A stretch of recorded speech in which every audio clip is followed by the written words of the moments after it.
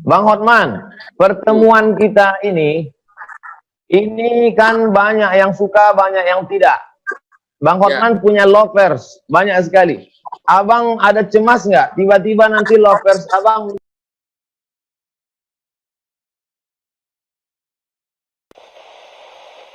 Saya sudah merasakan itu di IG saya, itu sudah banyak yang mengkritik. Ngapain sih, katanya. Ya, ngapain sih itu beginilah. Tapi kan saya melihat bukan soal pro dan kontranya, saya kan hanya mau substansi berdiskusi. Kalau soal agama, saya selalu berprinsip bahwa kalau saya lahir di Pekanbaru, mungkin di kampungnya Pak Ustadz, saya akan menjadi Islam.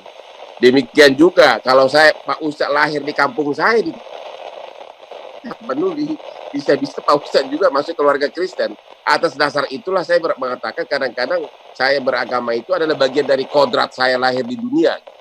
Jadi tidak ada alasan untuk membenci agama lain. Makanya saya itu sangat dekat dengan berbagai pesantren. Walaupun nama marga saya Hutapea, saya sudah dapat gelar Gus Lora, Gus dari Tebu Ireng, ya. Di Jombang, ya. Saya juga dapat gelar Lora dari Ketua PBNU, dan saya udah berapa kali ceramah di Tebu Ireng, kemudian juga di Lirboyo di Kediri, dan bahkan di Padang. Dan di situ saya melihat bahwa kehidupan di pesantren itu ternyata beda total dengan anggapan orang luar, seolah-olah pesantren itu adalah tempat di mana para aliran keras begitu loh. Ya, saya pun begitu juga Bang Hotman. Karena pro kontra, jadi saya katakan saya dengan Bang Hotman dipersaudarakan, pertama sama-sama manusia, bukan buaya. Kemudian yang kedua, kami sama-sama orang Indonesia. Kalau bahasa agamanya ukhuwah wataniyah, bersaudara karena sebangsa setanah air. Yang kedua ukhuwah insaniyah, bersaudara karena sama-sama manusia. Lalu kemudian dimanapun kita lahir, lalu setelah dewasa dalam ajaran agama saya diajarkan untuk mencari, untuk meneliti, dikasih Tuhan akal untuk berpikir. Lalu kemudian dalam Quran itu ada namanya surat Al-Mumtahanah ayat 8, isinya kalau orang yang berbeda agama denganmu itu tidak mengusirmu dari kampung halamanmu, tidak membunuhmu, tidak memerangimu, tidak mengusirmu, maka kau balas dia dengan dua. Berbuat baiklah engkau kepada dia dan bersikap adillah engkau. Oleh sebab itu, ketika abang menawarkan ke Kopi Joni dialog, saya merasa saya perlu merespon. Saya merasa perlu menjawab.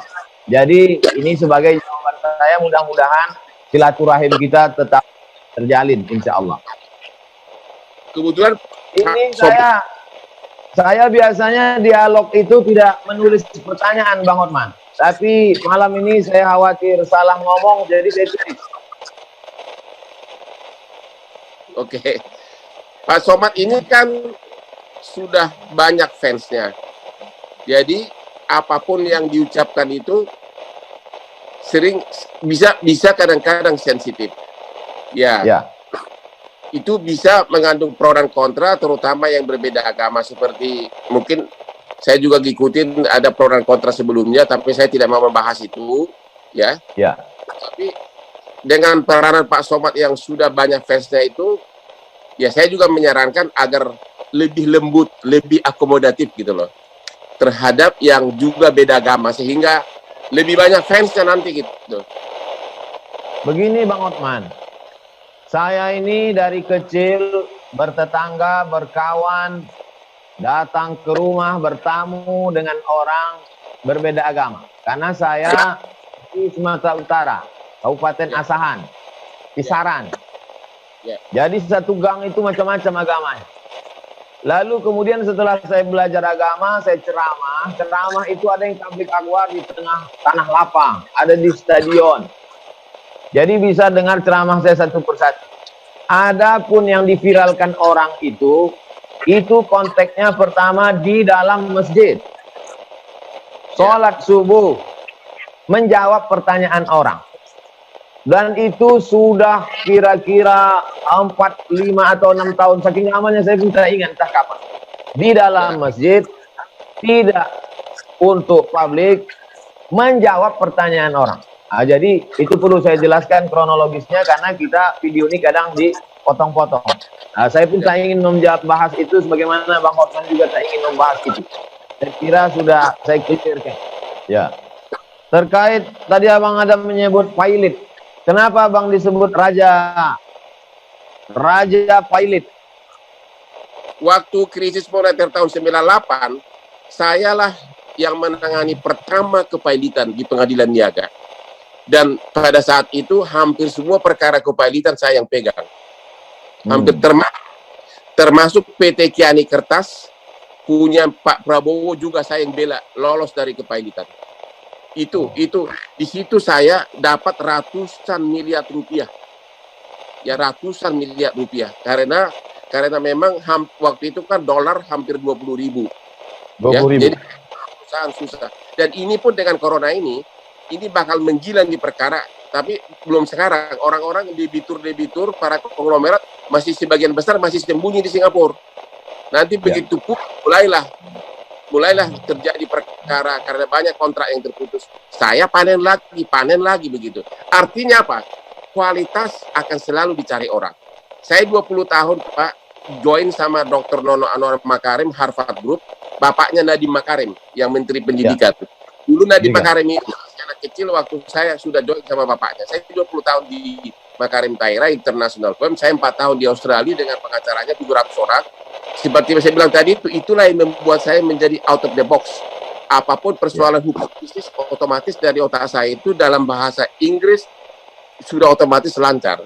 Akhirnya dalam musim corona ini, akhirnya orang akan mencari. Orang akan selalu mencari. Kira-kira terkait tentang saya lihat Bang Hotman mencuci obat pakai deterjen, kemudian pakai masker, kemudian melockdown diri.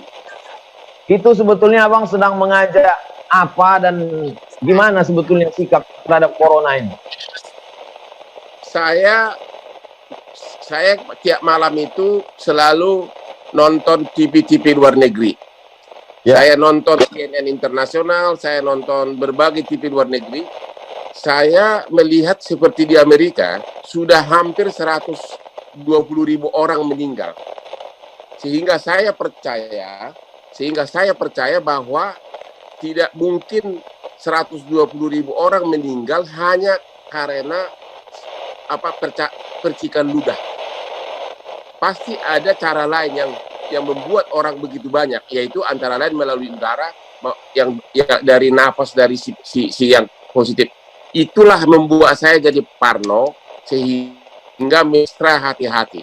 Itu sebenarnya karena saya terlalu banyak saya nonton semua kejadian di Brasil, di Italia, di Amerika, ya. Di Amerika sekarang sudah hampir 120.000. Nggak mungkin dong 120.000 itu kena percikan ludah. Pasti penularannya itu pasti di luar selain ludah pasti ada. Itu makanya saya apa boleh buat di rumah saya itu hampir di semua sudut ada sanitizer, ada semprotan. Udah nggak tahu deh, udah kayak parno begitu. Itu yang mesti anak-anak muda nih tahu Bang Hotman. Apa 5 poin tadi?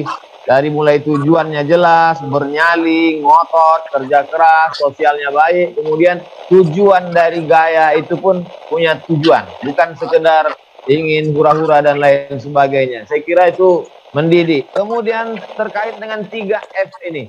Banyak anak orang kaya, gagal sekolahnya, narkoba, tinggal di luar negeri pun tak betul.